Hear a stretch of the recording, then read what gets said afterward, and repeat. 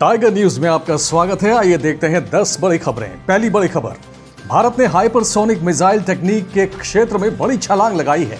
America, रूस और चीन के बाद भारत चौथा ऐसा देश बन गया है जिसने खुद की हाइपरसोनिक टेक्नोलॉजी विकसित कर ली है और इसका सफलतापूर्वक परीक्षण भी कर लिया है। डीआरडीओ यानी defence research and development organisation ने ओडिशा के बालासोर में hypersonic technology demonstrator vehicle test को अंजाम दिया। ये हवा में आवाज की रफ्तार से 6 गुना ज्यादा स्पीड से दूरी तय करता है, यानी दुश्मन देश के एयर डिफेंस सिस्टम को इसकी भनक तक नहीं लगेगी। इसे स्क्रैम जेट यानी तेज रफ्तार इंजन की मदद से लॉन्च किया गया। सूत्रों के मुताबिक भारत अगले 5 साल में हाइपरसोनिक मिसाइल तैयार कर सकेगा।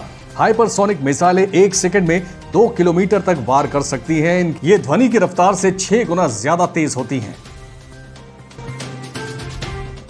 दूसरी बड़ी खबर, रूस की corona virus vaccine Sputnik V के अंतिम फेज का क्लिनिकल ट्रायल इस महीने से भारत में शुरू होगा। इस वैक्सीन का क्लिनिकल ट्रायल भारत समेत यूएई, सऊदी अरब, फिलीपींस और ब्राजील में इस महीने से शुरू हो जाएगा। बताया गया है कि वैक्सीन के तीसरे फेज के क्लिनिकल ट्रायल का प्राइमरी रिजल्ट अक्टूबर-नवंबर में जारी कर दिया जाएगा। रूस के एक शीर्ष अधिकारी ने कहा है कि इस हफ्ते से corona virus vaccine Sputnik V को आम नागरिकों के लिए जारी कर दिया जाएगा। इस वैक्सीन को रूसी राष्ट्रपति व्लादिमीर पुतिन ने 11 अगस्त को लॉन्च किया था। इस वैक्सीन का उत्पादन भारत, दक्षिण कोरिया, ब्राजील, सऊदी अरब, तुर्की और क्यूबा में किया जाएगा। तीसरी बड़ी खबर, देश में एक दिन में 90,802 लोगों के कोरोना वायरस से संक्रमित होने के बाद कोविड-19 मरीजों की संख्या 42 लाख के पार चली गई है, जबकि इनमें से 32,50,429 लोग संक्रमण से ठीक हुए हैं। स्वस्थ होने की दर सोमवार को 77.30% थी। केंद्रीय स्वास्थ्य मंत्रालय के आंकड़ों के मुताबिक कोरोना वायरस के कुल मामले बढ़कर 42,04,613 हो गए हैं। कोविड-19 से मरने वालों की दर और घटकर 1.70% हो गई है। भारत में कोविड-19 मरीजों की संख्या 7 अगस्त को 20 लाख के पार चली गई थी, जबकि 23 अगस्त को 30 लाख के पार और 5 सितंबर को 40 लाख के पार पहुंच गई थी। चौथी बड़ी खबर, कोरोना के कारण 17 मार्च से बंद चल रहे ताजमहल और आगरा किला को 21 सितंबर से सैलानियों के लिए खोल दिया जाएगा। तो आप भी अगर ताज के दीदार करना चाहते हैं तो अब मायूस नहीं होंगे। ताजमहल में 5,000 और आगरा किला में 2,500 पर्यटकों को ही हर रोज एंट्री दी जाएगी। ताजमहल में सुबह की शिफ्ट में 2,500 और शाम की शिफ्ट में भी 2,500 सैलानी, जबकि आगरा किला में सुबह की शिफ्ट में 1,300 और दोपहर की शिफ्ट में 1,200 पर्यटक प्रवेश कर पाएंगे। आगरा में सिकंदरा, फतेहपुर सीकरी और एतमादुद्दौला सहित अन्य सभी स्मारक 1 सितंबर से ही खोले जा चुके हैं। पर्यटकों को मास्क और फेस कवर लगाना होगा। प्रवेश देने से पहले उनकी थर्मल स्क्रीनिंग की जाएगी। स्मारकों में प्रवेश निकास के अलग रूट होंगे। स्मारकों में एंट्री और एग्जिट के अलग रूट होंगे। स्मारक में ग्रुप फोटोग्राफी की इजाजत नहीं होगी। पांचवी बड़ी खबर, बीजेपी के राज्यसभा सांसद और चर्चित नेता सुब्रमण्यम स्वामी ने अपनी ही पार्टी के आईटी सेल और उसके प्रमुख के खिलाफ मोर्चा खोल दिया है। स्वामी ने दावा किया है कि बीजेपी आईटी सेल बदमाश हो गई है। उन्होंने ट्वीट किया कि आईटी सेल के कुछ मेंबर फेक आईडी बनाकर उन पर निजी हमले कर रहे हैं। साथ ही उन्होंने चेतावनी दी कि अगर उनके आक्रोशित समर्थक जवाबी हमला करते हैं तो उसके लिए वो जिम्मेदार नहीं होंगे।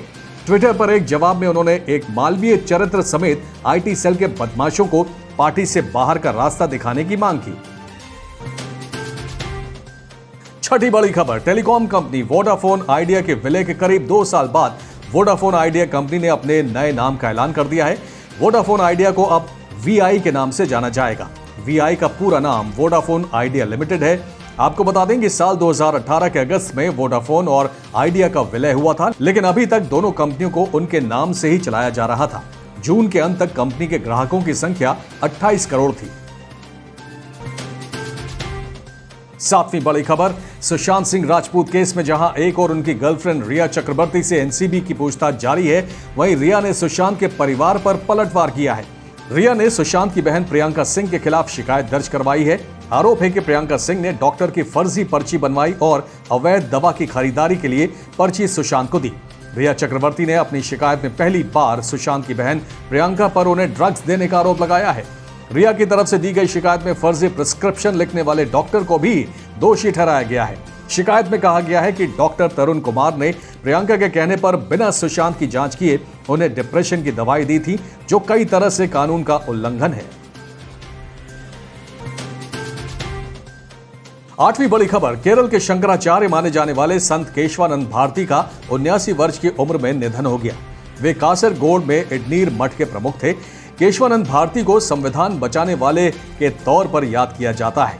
47 साल पहले सुप्रीम कोर्ट ने केशवानंद भारती बनाम स्टेट ऑफ केरल मामले में एक ऐतिहासिक फैसला सुनाया था, जिसके मुताबिक संविधान की प्रस्तावना के मूल ढांचे को बदला नहीं जा सकता। दरअसल भारती ने केरल भूमि सुधार कानून को चुनौती दी थी, जिस पर सुनवाई करते हुए सुप्रीम कोर्ट ने संविधान के मूल ढांचे यानी बेसिक स्ट्रक्चर का सिद्धांत दिया था। यह फैसला शीर्ष अदालत की अब तक की सबसे बड़ी पीठ ने दिया था, जिसमें 13 जज शामिल थे। केशवानंद भारती बनाम केरल राज्य मामले पर 68 दिन तक सुनवाई हुई थी, जो अब तक सुप्रीम कोर्ट में सबसे अधिक समय तक किसी मुकदमे पर चली सुनवाई है। इस मामले की सुनवाई 31 अक्टूबर 1972 को शुरू हुई और 23 मार्च 1973 को सुनवाई पूरी हुई। केशवानंद भारती मामले का महत्व इस पर आए फैसले की वजह से है, जिसके मुताबिक संविधान में संशोधन किया जा सकता है, लेकिन इसके मूल ढांचे से छेड़छाड़ नहीं की जा सकती। नवी बड़ी खबर, सीएम योगी आदित्यनाथ ने कहा है कि कुशीनगर एयरपोर्ट से 2 महीने के अंदर इंटरनेशनल उड़ानें शुरू हो जाएंगी। सीएम योगी ने नए बने एयरपोर्ट का दौरा करने के बाद यह बात कही। उनके साथ केंद्रीय नागरिक उड्डयन मंत्री हरदीप सिंह पुरी और यूपी सरकार के मंत्री नंद गोपाल नंदी भी मौजूद थे।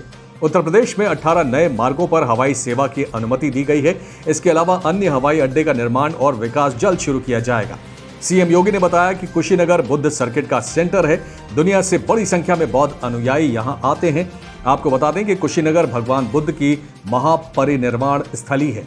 उत्तर प्रदेश में 6 प्रमुख स्थान भगवान बुद्ध की स्मृतियों के साथ जुड़े हुए हैं।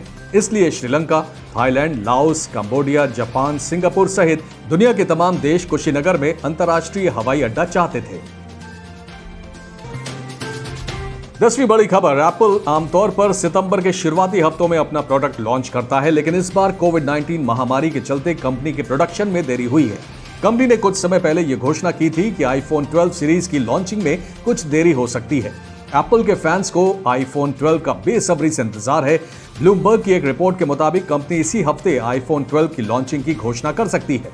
इससे पहले एक रिपोर्ट में दावा किया गया था कि एप्पल 7 सितंबर को नया आईपैड और एप्पल वॉच लॉन्च कर सकता है। Tiger news desk. दोस्तों, अगर आपको हमारा न्यूज कंटेंट पसंद आ रहा है तो अपने चैनल टाइगर न्यूज को लाइक, सब्सक्राइब और शेयर करें। साथ ही बेल आइकन जरूर दबाएं ताकि आपको ताजा तरीन खबरों और इंफॉर्मेटिव जानकारियों से जुड़ा नोटिफिकेशन मिलता रहे।